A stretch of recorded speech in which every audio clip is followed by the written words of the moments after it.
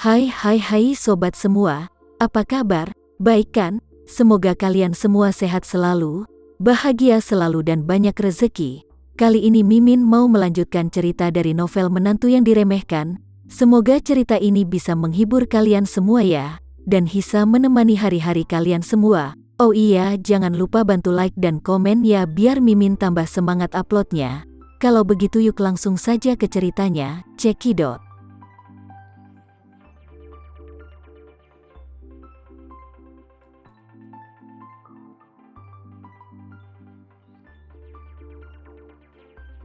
Dia sangat takut sehingga dia berteriak, "Kalian siapa?" Ketika ketiganya mendengar gerakan tersebut, mereka tiba-tiba menoleh dan menemukan bahwa Nyonya Haris dan Vivian sudah datang, dan mereka mengenali kedua mantan narapidana ini sekilas. Nana sangat senang sehingga dia bergegas dan berkata dengan bersemangat, "Nyonya Haris, kami sudah kembali, kita sudah lama menunggumu." Nyonya Haris melihat ketiga orang itu berlari tanpa alas kaki, sehingga dia terkejut dan tidak bisa berbuat apa-apa. Dia secara jela mengenali bahwa itu adalah Nana dan teman penjara, tetapi dia tidak tahu mengapa ketiga orang ini keluar dari penjara, dan kenapa di rumahnya saat ini. Jadi, dia bertanya dengan heran, "Nana, kalian kenapa ada di sini?" Nana berkata dengan semangat, "Hehehe, Nyonya Haris.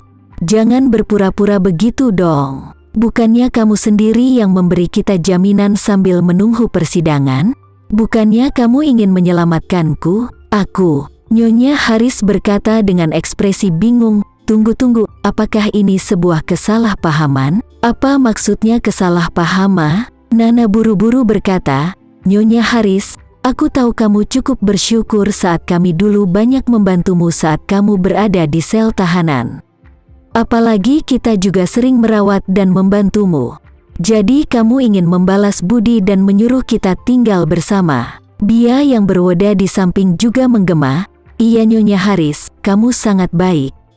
Kamu juga sampai repot-repot untuk menjemput kami.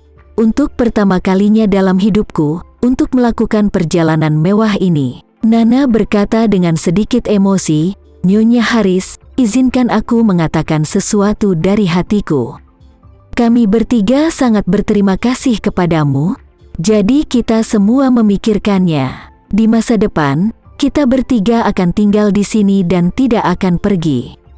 Mari menjagamu sebagai ibu kita sendiri, dan memberimu akhir dari masa tuamu." Nyonya Haris tiba-tiba merasa sangat putus asa di dalam hatinya, dan dia berkata dengan cemas, "Nana, dengarkan aku. Pasti ada kesalahpahaman dalam hal ini.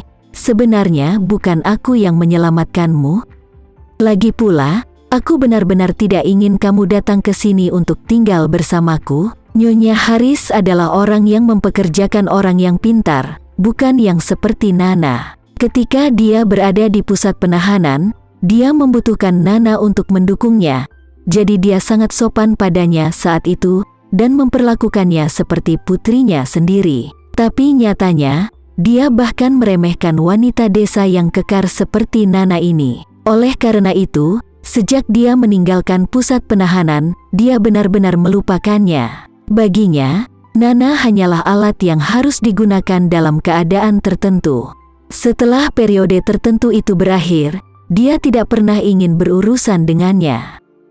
Namun, dia tidak pernah menyangka bahwa Nana ini akan muncul di rumahnya sendiri tanpa bisa dijelaskan. Nana tidak menyangka Nyonya Haris akan menyangkal perbuatannya. Menurutnya, jelas Nyonya Haris yang menyelamatkan mereka, mengatur agar sopir menjemput mereka ke Andara, dan memasukkan sidik jari di pintu gerbang. Kenapa dia menyangkalnya saat ini? Memikirkan hal ini, Nana bertanya dengan wajah bingung, "Nyonya Haris, ada apa denganmu? Kamu melakukan semua hal baik ini, jadi kenapa kamu enggan mengakuinya?" "Iya, Bia dan Eka juga datang dan bertanya dengan tidak mengerti, 'Nyonya Haris, kamu jelas melakukan semua ini. Kenapa kamu menyangkalnya? Apa yang terjadi sebelumnya?" Nyonya Haris saat ini dikelilingi oleh mereka bertiga, merasakan bau tak sedap di tubuh mereka, pusing, dan batuknya tersedak. Mereka bertiga tidak terlalu memperhatikan kebersihan diri, dan sekarang musim dingin, pakaian mereka tebal, dan karena tidak memperhatikan kebersihan dia terlihat sangat kotor. Tidak mandi atau mengganti pakaian, mereka bertiga memiliki bau badan yang busuk. Sekarang 3 orang mengepung Nyonya Haris, dan baunya asam yang tak tertahankan untuknya. Sambil menutupi hidungnya, Nyonya Haris berkata dengan sedih, "Nana, kamu benar-benar salah paham. Aku benar-benar tidak melakukan hal-hal ini." Nana tersenyum, menunjukkan gigi kuningnya yang besar, dan berkata sambil tersenyum, "Oh, Nyonya Haris, aku tahu kamu memiliki hati yang sangat baik, dan kamu mungkin tidak ingin mengatakan sesuatu, tetapi tidak masalah, hubungan kita dalam penjara dulu akan tetap baik. Sekarang, kami bertiga juga sudah keluar dari penjara. Mulai sekarang, kami semua akan berada di sisimu dan menjagamu." Eka di samping juga berkata, "Betul, Nyonya Haris, ketika kamu tidak kembali, kami bertiga sudah mengatur kamar. Untungnya villa milikmu cukup besar dan tersedia kamar yang cukup. Mulai sekarang, kita akan tinggal di 3 kamar, dan kami menganggap bahwa kamu adalah ibu bagi kami bertiga." "Apa?" Ketika Nyonya Haris mendengar ini, dia langsung terbakar dan berkata, "Kamu sudah mengatur kamarnya? Siapa yang memberimu izin tentang ini?" Eka tidak menyangka Nyonya Haris tiba-tiba marah, dan buru-buru bertanya, "Ada apa?"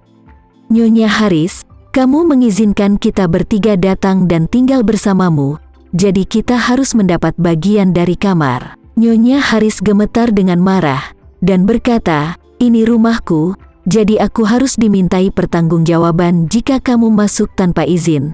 Tapi siapa yang memberimu hak untuk membagi kamar tidurku? Segera pergi dari sini." Vivian bergegas saat ini dan berkata dengan suara rendah, "Nenek, kami saat ini kekurangan tenaga, jadi biarkan mereka membantu, dan biarkan mereka pergi ketika ayah dan kakak sudah lebih baik." Nyonya Haris melambaikan tangannya dan berkata dengan dingin, "Aku tidak bisa membiarkan mereka berada di sini tanpa tenaga. Mereka sangat bau untuk hidup seperti ini.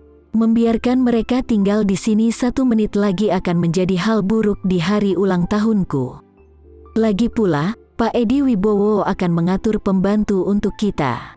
Itu tentunya 100 kali lebih kuat dari ketiga wanita bau ini." Setelah itu, dia melihat ke arah Nana dan berkata dengan tajam, "Kalian bertiga, cepat pergi dari sini." Nana mendengar itu menjadi tercengang. Dia memandang Nyonya Haris dan berkata dengan tidak percaya, "Nyonya, kamu menyuruh kita bertiga keluar dari sini? Ah, ini gila. Jangan lupa ya Nek, saat kita berada di pusat penahanan, kitalah yang merawat dan menolongmu.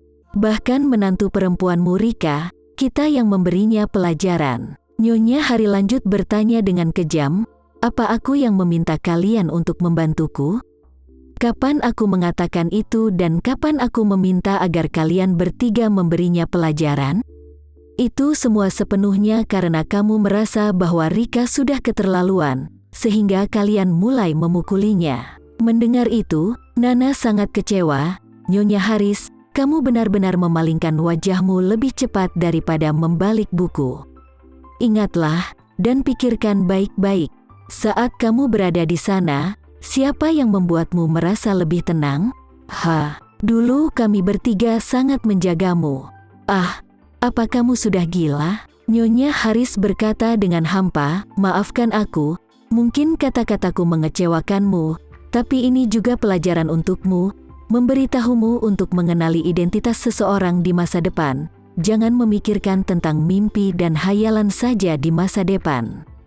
Kamu harus belajar mengenali karakter seseorang dengan tepat." Nana mengertakkan gigi dan berkata, "Oh, Nyonya tua, kenapa kamu berbicara seperti ini? Baik, kalau begitu aku tidak akan pergi. Kupikir kamu tidak akan bisa melakukan apapun padaku." Bia dan Eka juga mengatakan berulang kali, "Iya betul. Kami tidak akan pergi." Nyonya Haris tidak menyangka mereka bertiga bahkan akan bermain kasar, dan langsung berkata dengan dingin, "Kalian bertiga, jangan main-main di sini denganku. Coba kalian bercermin dan lihat dirimu. Lihat baik-baik tubuhmu, seluruh tubuhmu begitu kotor dan bau. Apa sampah seperti kalian ini layak untuk tinggal di villa kelas 1 Andara? Bahkan jika kamu bisa tinggal di villa bagus pun, kalian tidak akan terlihat bagus. Itu sangat bukan level kalian. Dengan mengatakan itu, Nyonya Haris berkata dengan wajah sombong, "Aku berada di pusat penahanan bukan karena masalah kriminal, hanya untuk meminta tinggal di villa Andara dan dipaksa untuk tinggal di penjara selama 2 hari. Kamu benar-benar mengira aku menganggapmu sahabat? Apakah menurutmu aku terlihat seperti itu?"